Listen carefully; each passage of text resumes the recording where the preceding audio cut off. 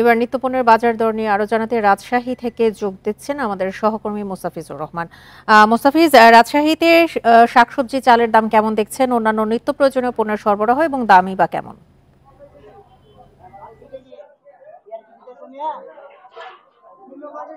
রাজশাহীতে আজকে শুক্রবার হলে, বিশেষ করে ছুটির দিন হলে দামটা একটু বেড়ে যায়। এটি কিন্তু একটা প্রথা হয়ে দাঁড়িয়েছে। ঠিক একই অবস্থা রাজশাহীতে আজকে সবচেয়ে বেশি দাম বেড়ে গেছে, অর্থাৎ যদি বলা হয় থাকে কাঁচা মরিচ।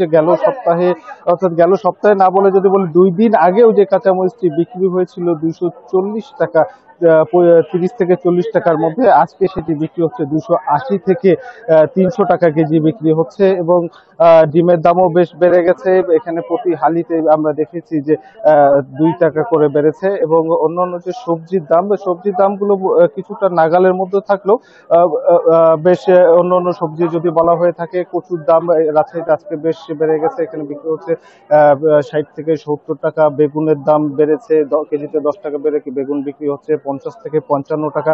এক পিস লাউ যেটি 35 থেকে 40 টাকা বিক্রি হতো, সেটি কিন্তু আজকে বিক্রি হচ্ছে 45 থেকে 50 টাকা। অর্থাৎ প্রত্যেকটি সবজির ক্ষেত্রেই কিন্তু দামে একটি প্রভাব পড়েছে, অর্থাৎ কেজিতে 5 থেকে 10 টাকা করে বৃদ্ধি পেয়েছে। এবং ব্রয়লার মুরগি যেটি দাম কমে গেছিল, গেল সপ্তাহে আমরা দেখেছিলাম যে রাজশাহীর বাজারে বিক্রি হয়েছিল 145 থেকে 50 টাকা বিক্রি হলেও আজকে সেটি বিক্রি হচ্ছে 60 থেকে 65, কোথাও কিন্তু 70 টাকাও বিক্রি হচ্ছে। এবং সব মিলিয়ে দেখা যায় যে এইবার কিন্তু আলুর দাম যে বেড়ে যাচ্ছিল, সেখান থেকে বলা যেতে পারে যে কেজিতে 5 টাকা করে কমেছে। অর্থাৎ আলু বিক্রি হচ্ছে 50 টাকা, কোথাও বিক্রি হচ্ছে 48 টাকা। 48 টাকা করে বিক্রি হচ্ছে। এখন যে বাজার যে পরিস্থিতি, এখানে যারা যারা রয়েছেন তারা কিন্তু বারবার একটি কথা বলছিলেন যে বাজার মনিটরিং এর যে বিষয়টি রয়েছে, সেই বিষয়টিতে বারবার কিন্তু জোর দেওয়ার কথা বলছিলেন যে বাজার পরিস্থিতি কখনো হঠাৎ করে বেড়ে যায়, কখনো আবার কমে যায়। এবং এখানে বিক্রেতারা বারবারই বলে থাকেন যে বাজারে যদি সরবরাহ বেড়ে যায়, তখন কিন্তু তারা দাম কমিয়ে দেন। এমনটি কিন্তু বারবার বলে থাকেন। কিন্তু এখানে কোনো সিন্ডিকেট আদৌ রয়েছে কিনা, এই বিষয়টিতে নজর দেওয়ার জন্য কিন্তু যারা ভোক্তারা রয়েছেন তারা দাবি জানিয়েছেন। এই ছিল রাজশাহী সাহেববাজার থেকে সর্বশেষ। রাজশাহী থেকে জানাচ্ছিলেন আমাদের সহকর্মী মোস্তাফিজুর রহমান। এই মুহূর্তে আমাদের সঙ্গে বরিশাল থেকে যোগ দিয়েছেন সহকর্মী আল আমিন। আল আমিন, জুলাইয়ের শেষ থেকে তো সেপ্টেম্বর পর্যন্ত ইলিশের ভরা মৌসুম থাকে। মোকামগুলোতে কি পরিমাণে ইলিশ দেখতে পাচ্ছেন এবং দাম কেমন সেখানে?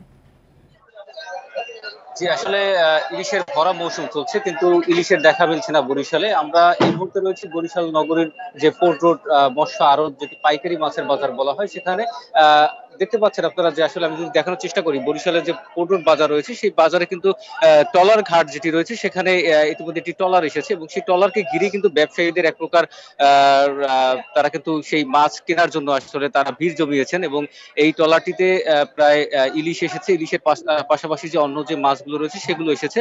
এবং সেই ইলিশগুলো কিন্তু আসলে কেনার জন্যই আসলে ব্যবসায়ীরা ভিড় করছেন।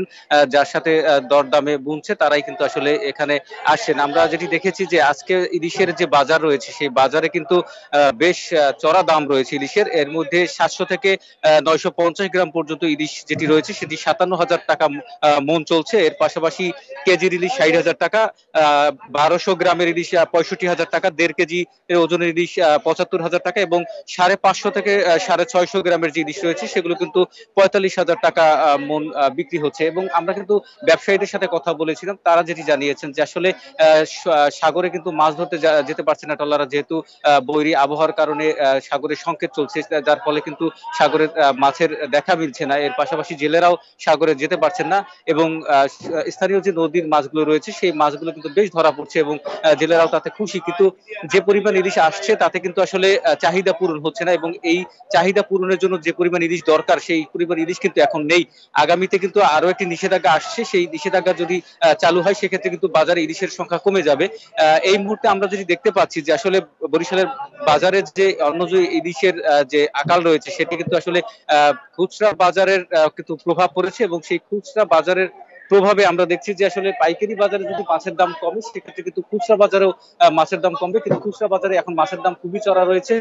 ক্রেতারা বলছেন যে এই মাছ যাতে রপ্তানি বন্ধ হয়, এবং রপ্তানি বন্ধ হলে কিন্তু এখানে খুচরা বাজারে দাম কমে আসবে। তো এই ছিল বরিশাল থেকে আমার কাছে। বরিশালের ইলিশের মোকাম থেকে জানাচ্ছিলেন আমাদের সহকর্মী আল আমিন।